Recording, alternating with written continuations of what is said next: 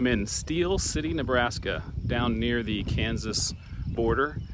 This was an old railroad town that was founded in 1873, and that's where the commerce and the population built up. And then as the railroad importance leveled off, so did the population. But a lot of great old buildings here. Definitely, if you're in the area, worth a stop.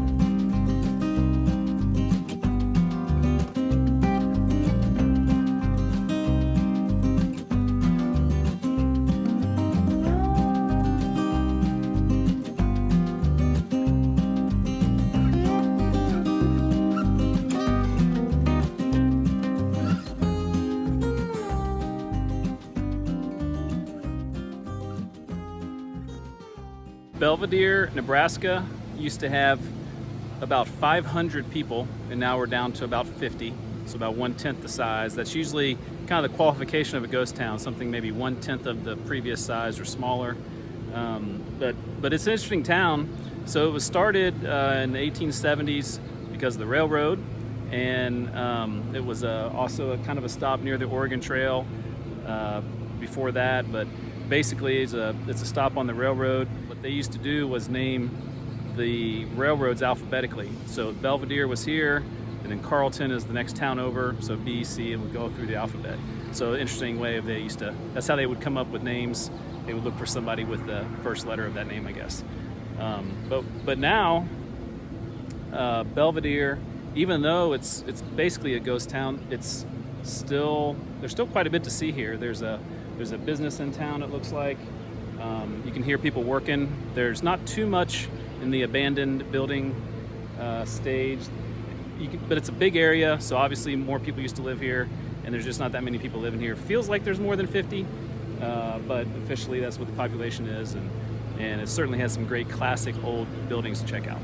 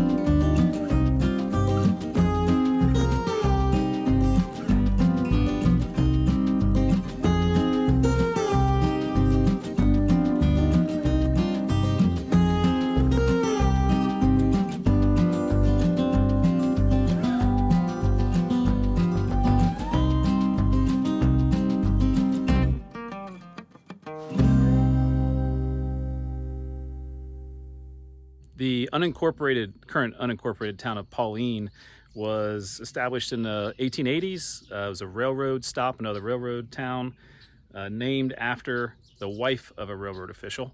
They definitely were often named towns after somebody associated with the railroad to try to encourage them to build through here, or to kind of like a reward or a bonus, I guess, for people that worked for the railroad.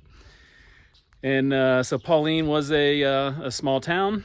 and there's not much of it left anymore. There's you could tell a couple buildings on kind of the main street that were probably, you know, have some sort of business in them, but not anymore. And other than that, there's some abandoned buildings. There is a community of people that live there, but just a very quiet area of Nebraska.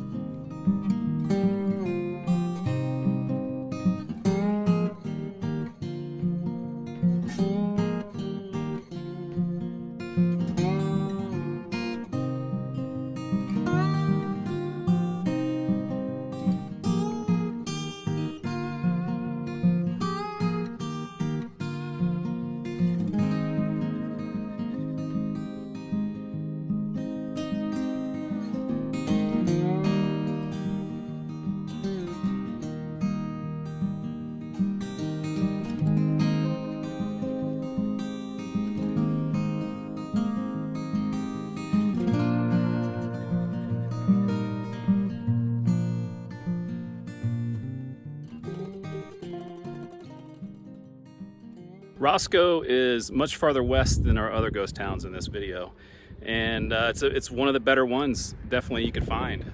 It's situated here on busy Highway 30, which is the Lincoln Highway, goes across the country, one of the early highways across the country. And it was also right here on the railroad, and that's how it got to start as a railroad town in the 1870s. And I don't know much about the history of Roscoe, but obviously there were some businesses right along the main street here, and they are no longer in business, but the buildings are still here. There's still some cool old structures to check out. The Chamberlain's one right there is definitely kind of neat that it still has the name on it.